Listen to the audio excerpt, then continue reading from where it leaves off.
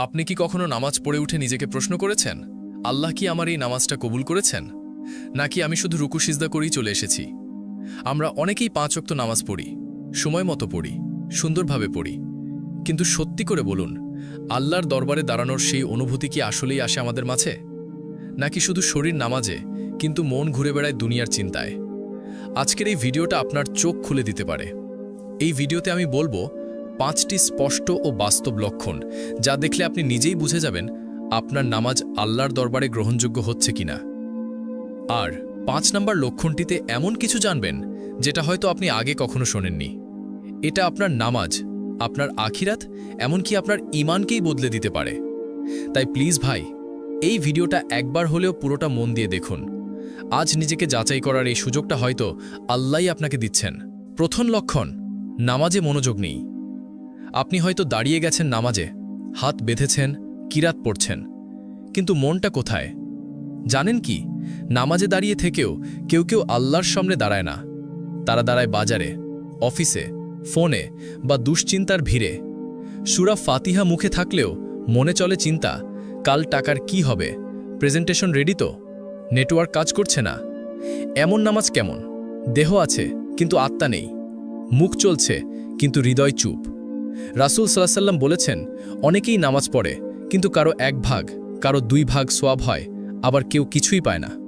আর কোরআনে কঠিন ভাষায় বলা হয়েছে, দুর্ভোগ তাদের জন্য যারা নামাজ পড়ে কিন্তু যারা নামাজে মনোযোগ রাখে না। তাহলে কি করব? অনেকেই ভাবে, আমার মনোযোগ তো আসেই না, আমি কি করব? তাদের জন্য বলি, মনোযোগ একদিনে আসে না, অনুশীলনে আসে। আপনি চেষ্টা করুন প্রতিটি আয়াত বুঝে পড়তে। ভাবুন, এই মুহূর্তে আমি স্রষ্টার সামনে দাঁড়িয়ে আছি। আপনার অক্ষমতা আল্লাহকে জানান। মনোযোগ ছুটে গেলেও আবার ফেরান। নামাজ কেবল দায়িত্ব নয়, এটা আল্লাহর সাথে দেখা করার সময়। এই দেখা যেন মনের দেখা হয়, শুধু শরীরের না। তাই আজই থেকে চেষ্টা করুন আল্লাহর সামনে মন দিয়ে দাঁড়াতে। তাহলেই আসবে সে প্রশান্তি, যেটা দুনিয়ায় আর কোথাও নেই। দ্বিতীয় লক্ষণ, নামাজের পরও পাপ কাজ করেন, পরিবর্তন আনেন না। আপনি নামাজ পড়লেন, কিন্তু নামাজ শেষে কি করলেন? মিথ্যা কথা, গীবত, অহংকার, হারাম কন্টেন্ট দেখা, সব যেন আগের মতোই চলছে। তাহলে প্রশ্ন আসে, নামাজ কি পরিবর্তন আনছে? আল্লাহ স্পষ্ট করে বলেন, নিশ্চয়ই নামাজ অশ্লীলতা ও মন্দ কাজ থেকে বিরত রাখে। অর্থাৎ যদি নামাজ ঠিকমতো হয় তাহলে সেটা আমাদের বদলায়, কিন্তু যদি নামাজ পড়েও আমরা আগের মতোই থাকি, তাহলে বুঝতে হবে নামাজ আমাদের অন্তর ছুঁতে পারেনি। নামাজের অর্থই হল দিনে 5 বার নিজেকে শুধরে নেওয়ার সুযোগ। প্রতিটি নামাজ যেন বলে, তুমি আজ একটু ভালো হও, তুমি আল্লাহর বান্দা, দুনিয়ার গোলাম নও, তুমি ফিরে এসো, আবার শুরু করো। ভাবুন একবার, 5 ওয়াক্ত নামাজ পড়েও যদি আপনি যেমন ছিলেন তেমনই থাকেন, তাহলে কোথায় গেল নামাজের প্রভাব? জানি একদিনে বদল আসে না, কিন্তু বদলের ইচ্ছা তো থাকতে হবে, তাই না? তাহলে কি করবেন? নামাজের আগে একটি দোয়া করুন, হে আল্লাহ, এই নামাজ যেন আমাকে বদলে দেয়। একটি গুনাহ চিহ্নিত করুন যেটা আপনি প্রতিদিন করেন, এবং বলুন, আজ আমি এই কাজটা ছাড়তে চেষ্টা করব আল্লাহর জন্য। নামাজের পর নিজেকে প্রশ্ন করুন, এই নামাজের পর আমি কি একটু ভালো মানুষ হয়েছি?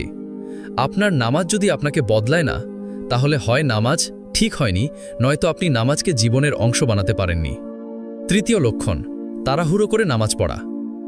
অনেকেই নামাজ পড়েন ঠিকই, কিন্তু এমনভাবে যেন কেউ পেছনে তাড়া করছে। রাসূল সাল্লাল্লাহু আলাইহি ওয়াসাল্লাম একদিন এমন এক ব্যক্তিকে দেখলেন যিনি দ্রুত নামাজ শেষ করলেন। তিনি বললেন, তুমি আবার ফিরে যাও এবং নামাজ পড়ো, কারণ তুমি নামাজ আদায় করনি। ব্যক্তিটি 3 বার নামাজ পড়লেন এবং প্রতিবার নবীজি বললেন, তুমি নামাজ আদায় করনি। কারণ রুকু ঠিক নয়, সিজদা অসম্পূর্ণ, হৃদয় শ্রদ্ধা নেই। একটু ভাবুন, আমরা যদি কোনো গুরুত্বপূর্ণ ব্যক্তির সামনে যাই, একজন বস, একজন শিক্ষক, একজন বিচারক, তাদের সামনে দাঁড়িয়ে কি তাড়াহুড়ো করতাম? তাহলে আল্লাহর সামনে দাঁড়িয়ে কেন এমন আচরণ? তিনি, যিনি আমাদের সৃষ্টি করেছেন, রিজিক দেন, জীবন দেন, ক্ষমা করেন, তার সামনে দাঁড়ানোর সময় কি সবচেয়ে দ্রুত কাজ শেষ করার সময়? সমাধান কি? নামাজ পড়ুন ধীরে, গভীর মনোযোগে। প্রতিটি রুকু ও সিজদা যেন হয় আত্মার গভীর থেকে, তাসবিহ গুনে নয়, হৃদয় বুঝে পড়ুন। মনে মনে বলুন, এই হতে পারে আমার জীবনের শেষ নামাজ। যখন নামাজ পড়বেন, সময় দিন, মন দিন, ভালোবাসা দিন। আল্লাহর সঙ্গে কথা বলার সময় যদি তাড়াহুড়ো করেন তাহলে আপনি নিজেই বঞ্চিত হবেন সেই প্রশান্তি থেকে যা কেবল নামাজেই পাওয়া যায়। চতুর্থ লক্ষণ, সময়মতো নামাজ না পড়া।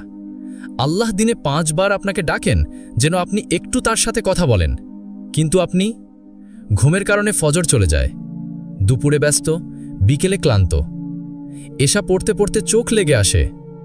নামাজ হয়তো পরে পড়েন, কিন্তু সময় মতো আল্লাহর ডাকে সাড়া দেন না। রাসূল সাল্লাল্লাহু আলাইহি ওয়াসাল্লাম বলেন, সবচেয়ে প্রিয় নামাজ আল্লাহর কাছে হলো সময়ের শুরুতে পড়া নামাজ। ভাবুন একবার, আপনার অফিসে বস ডাকলে আপনি কি দেরি করেন? আপনার কোনো প্রিয় মানুষ যদি ফোন করে আপনি কি বলেন, পরে কথা বলবো? আল্লাহ, যিনি আপনার রিজিক দেন, জীবন দেন, ক্ষমা করেন, তার ডাকে আপনি বারবার দেরি করেন। সময় মতো না পড়লে কি হয়? নামাজের গুরুত্ব কমে যায়, আলস্য বেড়ে যায়, ধীরে ধীরে শয়তান সুযোগ নেয়। সমাধান কি? নামাজকে অগ্রাধিকার দিন, অন্য কাজ নয়। নিজেকে বলুন, আল্লাহ আমাকে ডাকছেন, আমি কি শুনব না? যে ব্যক্তি আল্লাহর ডাকে সময় মতো সাড়া দেয়, আল্লাহ তার দোয়ার জবাব ঠিক সময় দেন। পঞ্চম লক্ষণ, নামাজ পড়ে অহংকার করা। অনেকে 5 ওয়াক্ত নামাজ পড়েন, মসজিদে যান, সুন্নত মুস্তাহাব মেনে চলেন এবং তারপর মনে করেন, আমি তো ভালো মুসলিম, আমি তো বাকি সবার চেয়ে ভালো। এটাই সবচেয়ে ভয়ঙ্কর ফাঁদ।